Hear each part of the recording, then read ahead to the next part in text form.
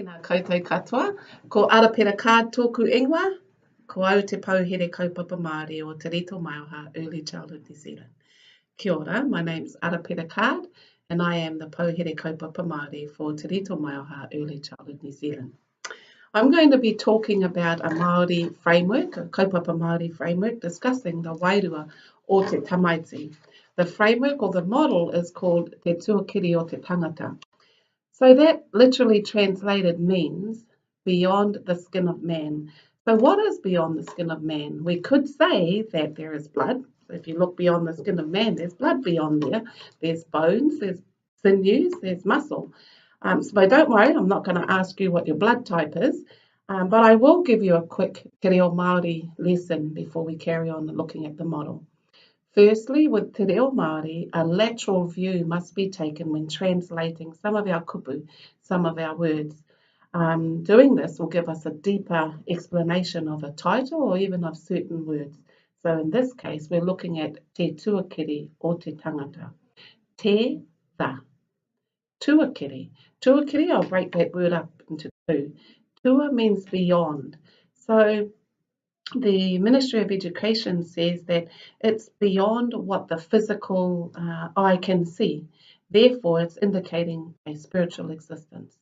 And kiri is recognizing that kiri too is not the skin in a physical sense, but that of a spiritual sense. So accordingly, Te Tuakiri o te Tangata, the framework we will be talking about, is referring to beyond the physical and into a spiritual realm.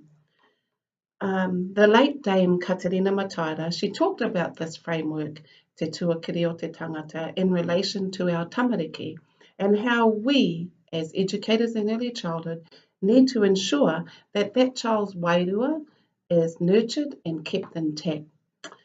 So how do we keep the wairua of the child or the spirit of the child and the tinana or the body evenly balanced?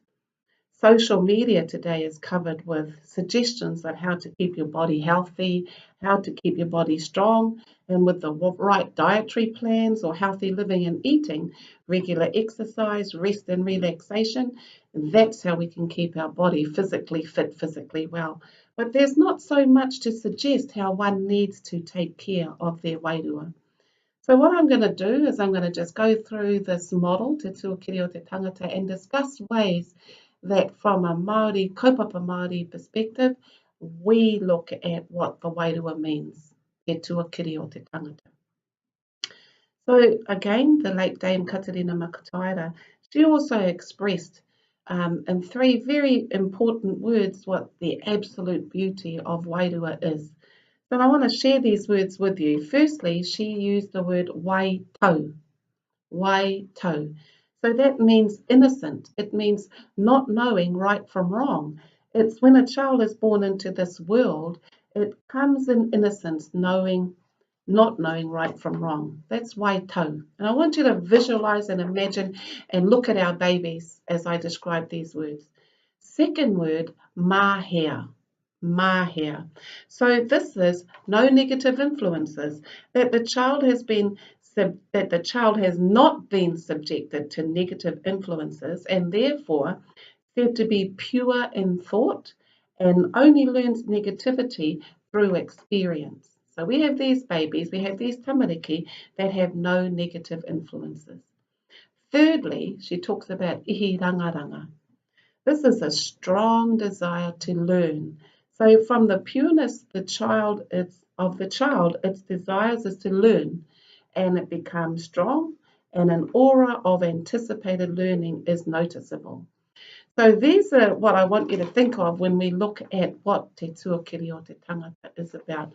So I'm going to give you some translations of the makeup of the wairua. And you can see that there are 9 components. The framework is attached to this video. So when I'm talking about each of these, about the framework, there are 9 components to it. And I'll give you an explanation of what they are individually. And I again ask you to visualize our tamariki as you listen to these components. Firstly, mauri. Mauri, that's life principle, a special character. So there is Mauri in all things. So everything possesses Mauri. Second, te iho matua, that's the umbilical cord.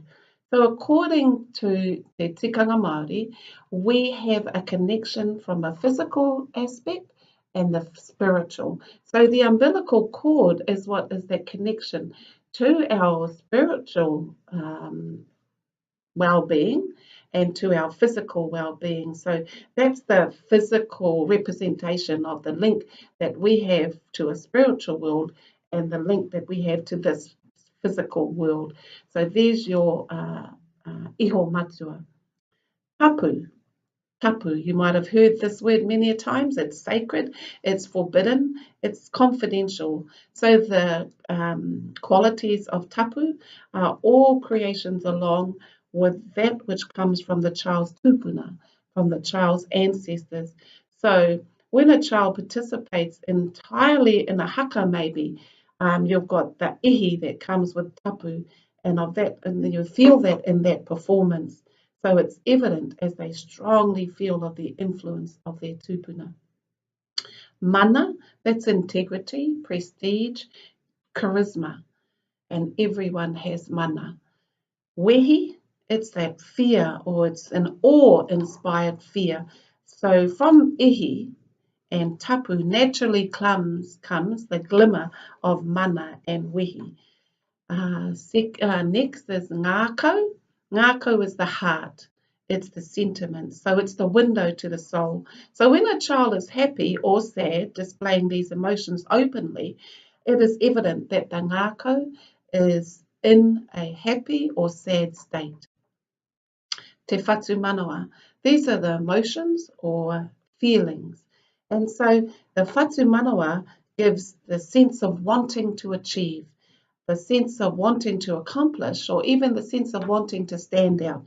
So it's here that your deeper emotions are housed, the memory spring, or also known as the subconscious. So feelings of aroha, manaaki, tautoko, also move into the whatu manawa. So that's aroha love, manaaki care, tautoko support.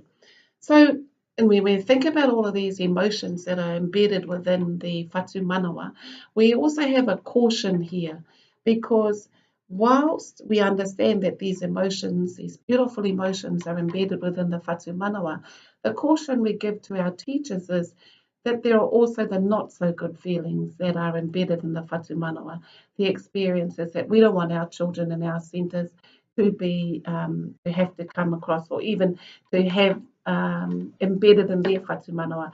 For me, certainly I don't want to be responsible for our children having emotions and feelings in their whatu manawa, because the thing is, once it gets in there, it's not that easy to take it out. So if the good ones, that's fine. But if they're not so good, we would be very careful about that. Te hinengaro, we know that, that's the intellectual mind. So all intellectual knowledge is within the hinengaro. Te pūmanawa, that's ingenious skills and talents. All of our children have natural talents, and this is where those talents reside. It's our responsibility as teachers to ensure that those natural talents, those skills that these children have, are encouraged. Te puna waihanga, that's a spring, and it's the spring of construction, it's the spring of creativity, the spring where the child instigates their creative side. There are three outside influences for the wairua o te tamaiti. So we've spoken about the 9 components that make up the wairua. Now there are 3 components on the outside, because the 9 components that I've spoken about, all children have them. So we've got to ask ourselves then, what makes each child different? 3 things. 1, te ao, the world. Each of our children grow in different worlds. And a classic or a simple example that I can give you is this. I travelled to Canada, and while I was there, the winters are terribly, terribly brutal. But the children in their world, they know that. They know how, and they know how to take care of their wairua because they know that the winters are brutal, that they need to take care of themselves. They know where to go, what to do, how to take care of themselves. Whereas you come to Aotearoa, to my whānau in the very far north, we wouldn't know what to do if there was winters were that brutal with the snow covering their front door. They couldn't even open it. So that would influence the child's wairua, their world, and so their experiences in their own world has an impact on their wairua.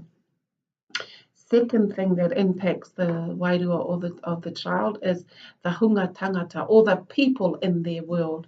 And everyone has different people in the world. Simply in our centres, we have the supervisor, we have the manager, we have the cook, we have the cleaner, and they're all part of the child's world. And those people, along with mum and dad, nana, papa, all influence this child's wairua. And lastly, we have what's called te puna waiora. And that puna, again, is a spring where all knowledges of the creation from a religious view, creation from a kaupapa Māori view, creation from your culture belongs and sits in that puna, in that spring. And those are all things that for some children, there's nothing in that puna. For some children, that's how their life is. That puna is a very strong influence in their life, and therefore their wairua is impacted by these things that embrace the whole of te tuakiri or te tangata. This has been a very quick video to introduce te tuakiri o te tangata. Ultimately, the model has been developed and has been there for us as educators in early childhood to look at our responsibility to our tamariki to ensure that what we want is for our children to reach their full potential. Nō reira, ngā mihi nui kia koutou katoa. Tēnā koutou, kia ora.